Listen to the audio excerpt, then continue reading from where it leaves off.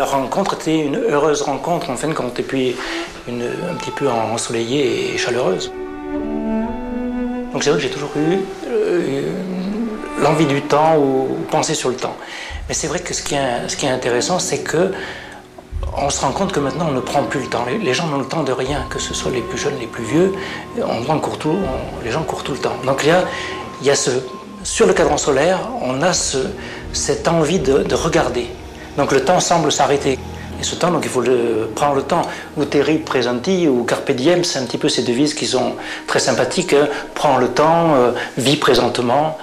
Ou utera non numera, prends sans compter aussi.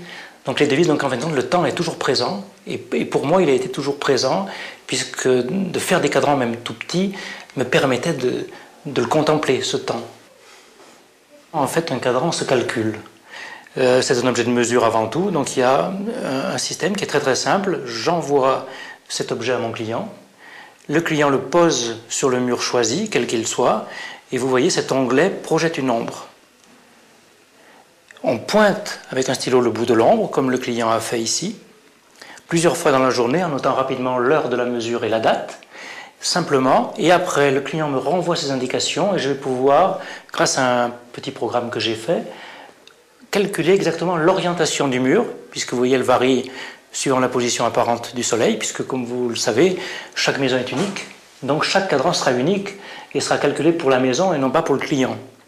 Il repère sa maison, qui est ici, dans ce cas-là, et sur les bords de la carte, on lit la longitude et la latitude, et par une règle de 3, on peut interpoler pour avoir la longitude et latitude précise de la maison. Et on voit très bien sur cette carte ici, la maison étant ici, que toutes les maisons, même pour un même lieu, n'ont pas du tout la même orientation. Mais ce qui prouve bien qu'on ne peut pas acheter un cadran dans le commerce s'il n'a pas été adapté spécifiquement pour la maison, même chez un parfait graveur.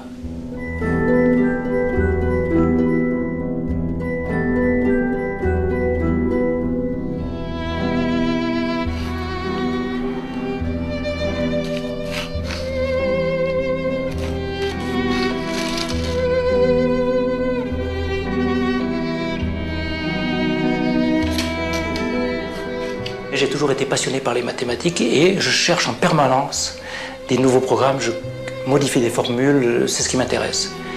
Mais par contre, il y a effectivement cet aspect poétique et puis mélanger deux, parce que chaque cadran, qui est un objet scientifique avant tout, c'est vraiment un objet de mesure. Ce que je dis à mes clients, vous n'achetez pas un décor, parce que si on veut vraiment un décor, c'est pas chez moi qu'il faut venir le chercher. Moi, chez moi, je viens chercher un objet de mesure. Après, je peux l'agrémenter comme le client le souhaite, je le personnalise, j'en refais un décor, mais un décor scientifique. Donc c'est une association de science, de décor, mais aussi de poétique, puisque je vous dis, ça s'accompagne chaque fois d'une devise. Moi, je crois que c'est une association de trois choses.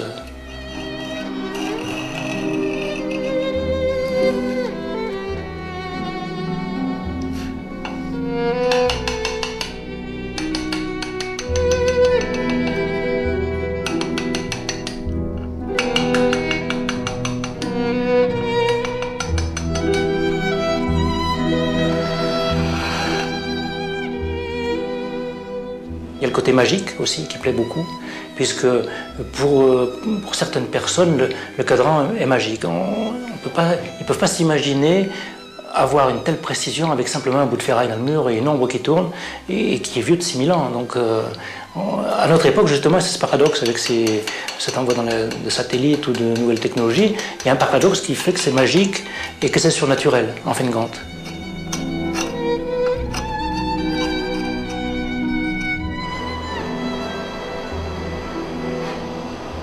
On peut faire une particularité, on peut graver une courbe qui peut être une date particulière, date d'acquisition de la maison, date de départ à la retraite, date de mariage, date de naissance des enfants. Et chaque année, le bout de l'ombre parcourt la courbe choisie chaque année à ce moment-là, et on le voit sur ce cadran. Le point lumineux, chaque année, le 26-11, va parcourir cette courbe, pour indiquer qu'il y a un événement particulier dans cette famille, puisque c'est un cadeau qui a été offert pour un nombre d'années de mariage.